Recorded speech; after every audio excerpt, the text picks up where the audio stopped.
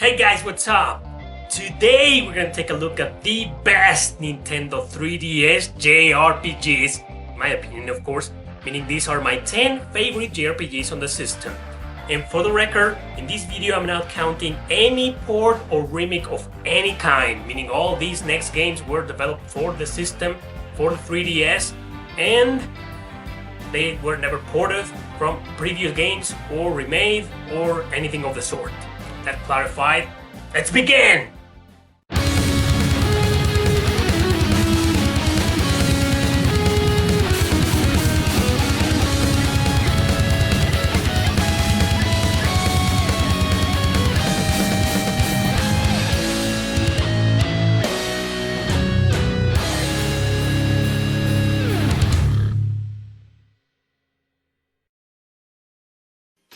Number 10.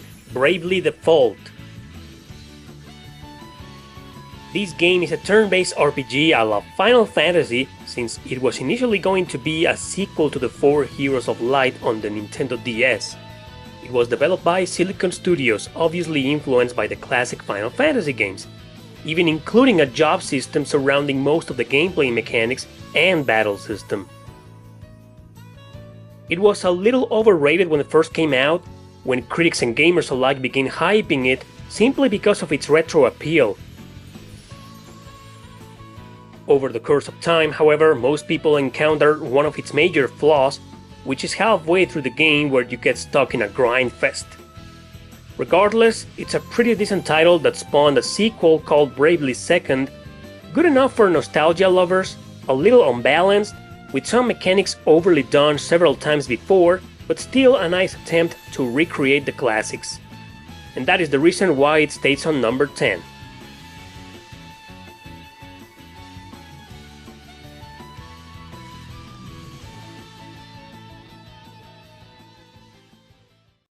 Number 9. Shin Megami Tensei 4. Being the fourth main title from the cult-following franchise Shin Megami Tensei, one that revolves around a young warrior who wants to become a samurai to protect the kingdom of Mikado, this is a pretty good game. It is a post-apocalyptic story, obviously revolving around the recruitment of demons to help you get stronger, just like all of its titles in the series, with these awesome mechanics that have already become a unique feature. This game, however, is based on quests for the most part, which was rather repetitive and tiresome for some gamers at the beginning, including me. On the other hand, it was nice to see a change of pace in the characters not being teens or high school students. It also has an amazing soundtrack, a great, mature plot with different routes and endings, depending on the player's choices throughout the game. It's also a brutally hard title, just like pretty much all RPGs in this franchise. So if you're looking for a quest-driven challenge with obscure themes and political controversies, this might be right up your alley.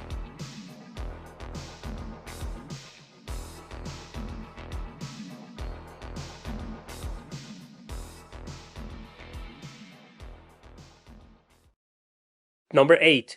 Concepcion 2: Children of the Seven Stars.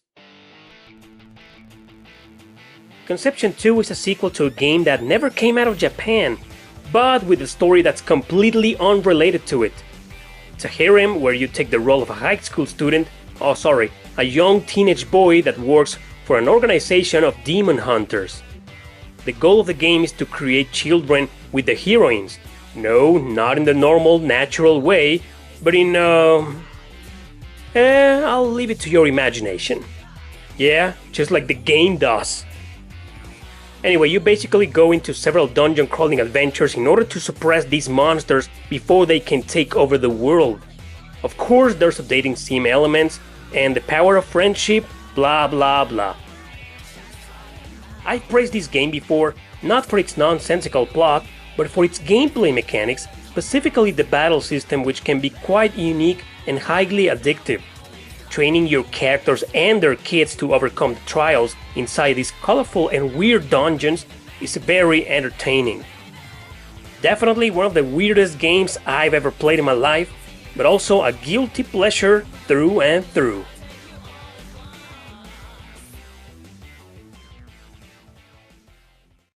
Number 7. Lord of Magne Made in Heaven. Yeah, so speaking of more harems, here's Lord of Magne, a game that combines action with strategy, but we'll get to that later. It's not as sexualized or obnoxious as Concepcion 2, it's more like a humble approach to the theme of a boy with girls all over him. You're this dude and you get to manage an entire inn with your friends and the mysterious girls that keep appearing inside of some caves that seem to be connected all together as sisters. Or something like that. Anyway, the story's okay, but that's not the main feature of this amazing game. This hidden gem includes a highly unique battle system and one that can also become an addiction. Your characters, obviously including the girls, walk around these secluded areas, each with their own range of attack, performing their actions and provoking the enemies to bump into each other to create a chain of damage. Because of this, some battles can take too long, but it's worth the time considering how fun it is to mash your enemies against the others. In the end, Lord of Magne is a solid title on the 3DS, exclusive to the system and a fun experience that you'll enjoy, perhaps simply for its battle mechanics.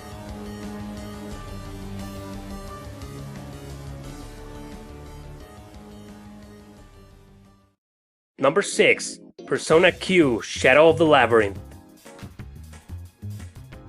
It's a crossover between Persona 3 and 4 with Etrian Odyssey elements of dungeon crawling in first person and fighting enemies in the same manner. I say Etrian Odyssey because the Atlus team worked with the people who made the fourth one in the series to develop this one. And boy is it good. I am not a fan of these types of games, but when I gave it a chance, I realized I couldn't stop playing it. Well, maybe also because I've been a fan of the Persona series for quite some time. Anyway, if you choose to play with the Persona 4 protagonist, you get to experience the game mainly from his point of view, but still interacting with your friends and the characters from Persona 3. It can obviously be the other way around if you choose the Persona 3 protagonist. There's also 2 new main characters who seem to be deeply connected to the general plot of the game, which of course makes little sense. Come on, it's a crossover, not to be taken that seriously. Regardless, this is a long game, very fun, and unlike many dungeon crawlers in first person, which can be quite tedious most of the time, this one gives you a break every now and then, becoming very friendly to play.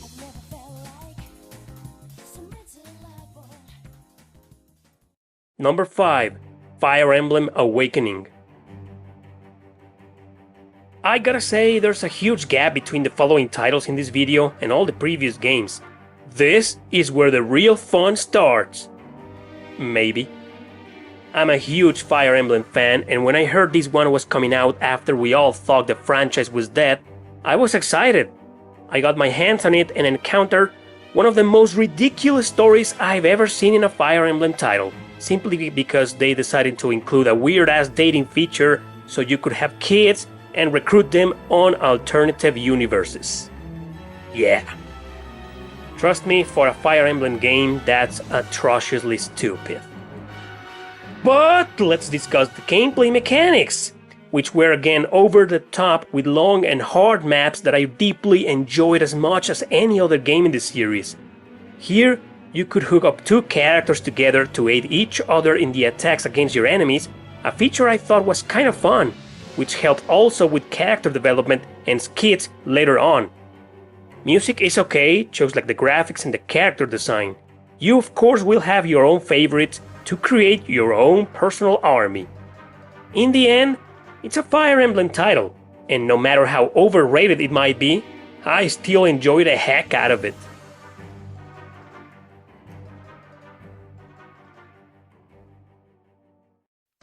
Number 4. Project Cross Zone 2. Let's talk about crossovers again, but this time a massive one between Capcom, Bandai Namco, and Sega. Yeah, you heard that right. These companies threw their characters into a tactical madness developed by Monolith Soft. This part 2 is a follow-up to the first game, both successors to Namco vs. Capcom on the PS2. Yeah, they had done this before, but that one sadly never came out of Japan. Ugh, I really want that game localized. Anyway, here you'll find one of the easiest entries into strategy RPGs with tons of fan service for most of the franchises involved, and hell, maybe with some of your favorite characters of all time from RPGs and non-RPGs. It's insane! And is it fun? Yes, it is! Unlike in the first game, here your active party is reduced to a certain amount of characters per map, something that I criticized before, but it's still hell of a lot of fun to play.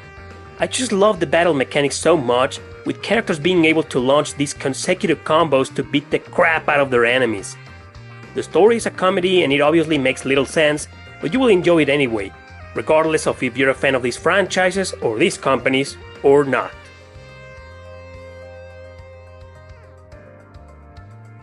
Number 3. Project Cross Zone, the first one.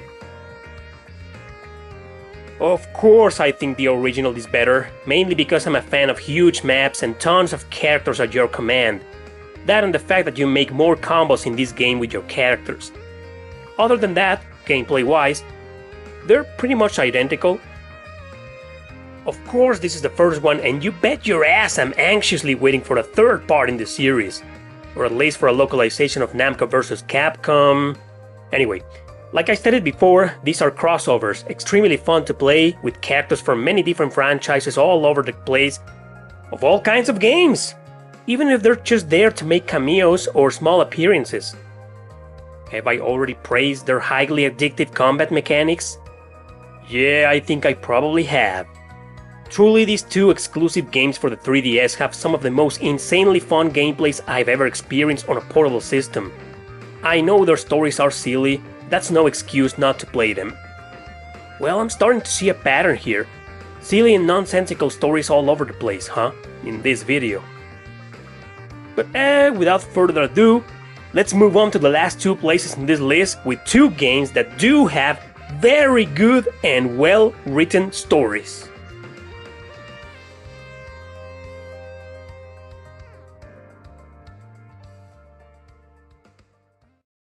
Number 2. The Alliance Alive. The Alliance Alive came out to North America less than a year ago actually, on March 27, 2018. Wow, almost exactly 1 year ago. Story was written by legendary designer Yoshitaka Murayama, who penned the first 3 Suikoden games. So you can only imagine the similarities between this game and the others. The Alliance Alive takes you on a journey with several different characters united on a common goal to change the political oppression of the world they're living in. Battles are fought in a turn-based system, but with a skill learning system that's crucial to your strategies. Also, you don't exactly level up in this game, rather your skills and your HP and SP go up every now and then, which can sometimes make the game very easy or very challenging. Understanding these mechanics is the key to fully enjoying this excellent, underrated title that I'm now such a big fan of. Music is okay, mainly composed with strings and violins, but not as good as in Tales of Legendia, which has a pretty similar soundtrack. I also love the character design and the uniqueness of each one of them with fan service kept to a minimum. The Alliance Alive is a hidden gem, a fantastic game that easily tops every single one of the games in this list, except for one.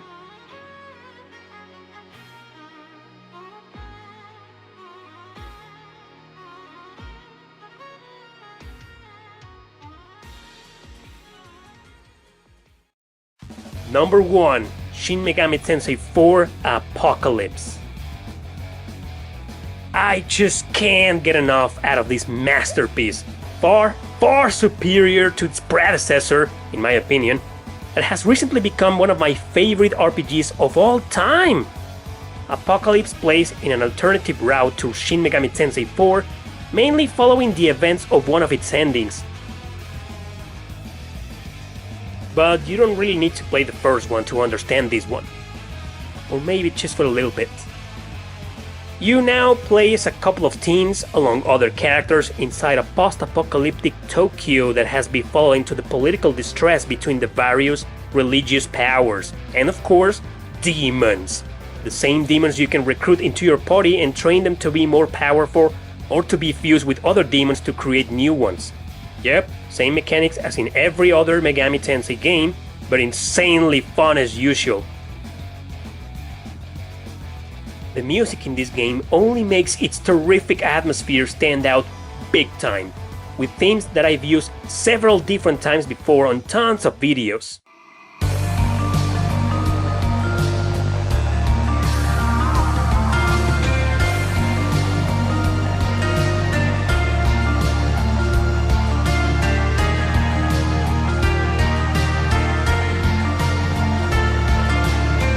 Graphics are slightly better this time than in Shin Megami Tensei 4, but not much has changed really. You know, everything in this game is almost perfect to an extent.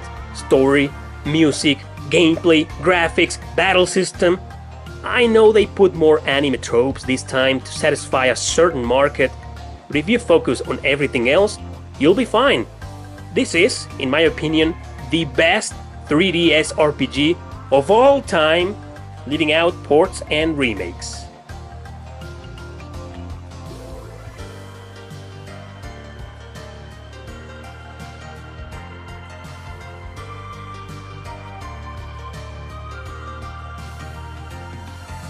That's it guys, that's it. I hope you enjoyed this video.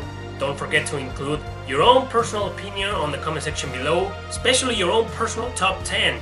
Share what are your 10 favorite Nintendo 3DS RPGs that aren't ports or remakes. You wanna know why? Because I am about to make one with ports and remakes probably for next week.